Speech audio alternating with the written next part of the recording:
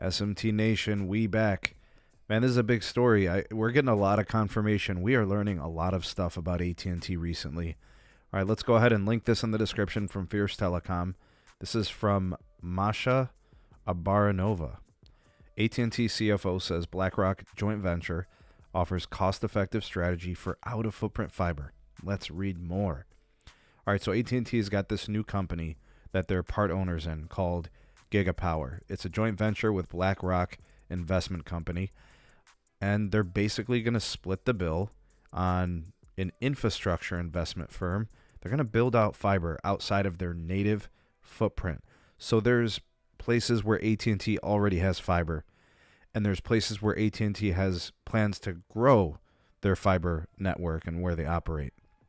And of course, they do fiber to premise, fiber to home, fiber to business, enterprise. They run fiber to their tower sites. All those things that are cost effective for them. It allows them to multi-purpose the infrastructure and get a higher rate of return. All right, now one of the things that they've been taking advantage of for the last several years has been government subsidies.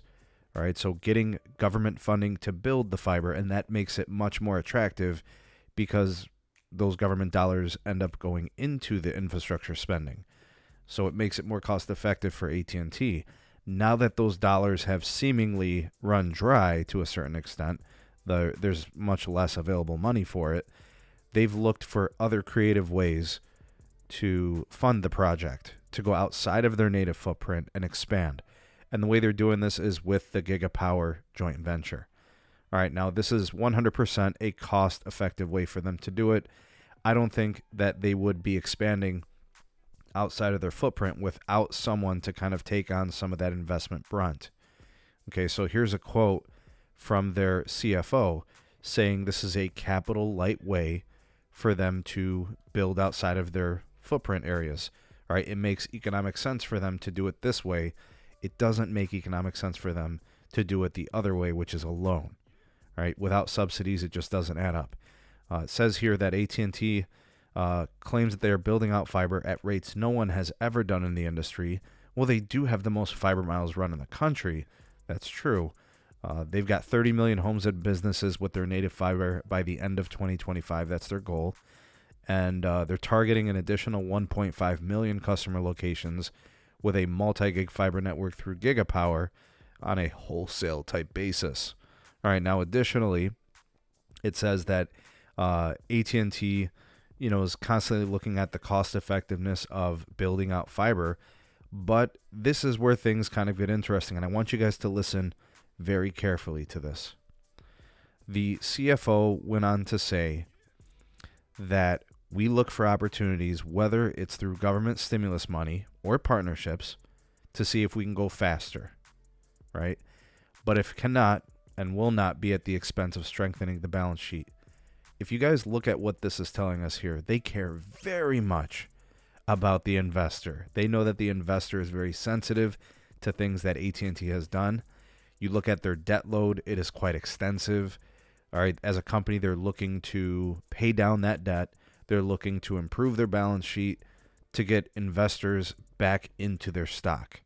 All right, and the way they do that, they know for a fact it is all on their debt. And of course, that debt has nothing to do with fiber. It has nothing to do with their core business. It was from Randall Stevenson, and when they tried to buy, all that media stuff, the Warner Media, the DirecTV, all that was a total failure. And they moved on from that. And I think this is the best approach for AT&T, right? Invest in ways that makes the most sense for them and puts them in the best financial situation. Additionally, one more thing. In this article, they cite a quote as them saying that the fiber build is the primary thing for them. And that wireless, right here, right? Talking about wireless. Wireless is a good complement to their fiber strategy. Folks, I just want to make sure that you guys understand what they're saying here, right? AT&T is a fiber-based company. They are an infrastructure company. They're a holdings company. They are an ISP. They're all those things. And they're a huge wireless provider, too. They have tons of connections.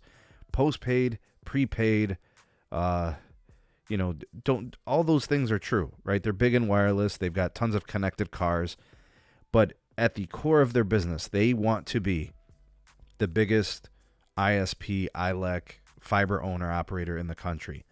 They view wireless as secondary. This is why I've been saying, if you're expecting AT&T to be the best wireless provider in the country, I think that's unrealistic. I think they're always going to be good.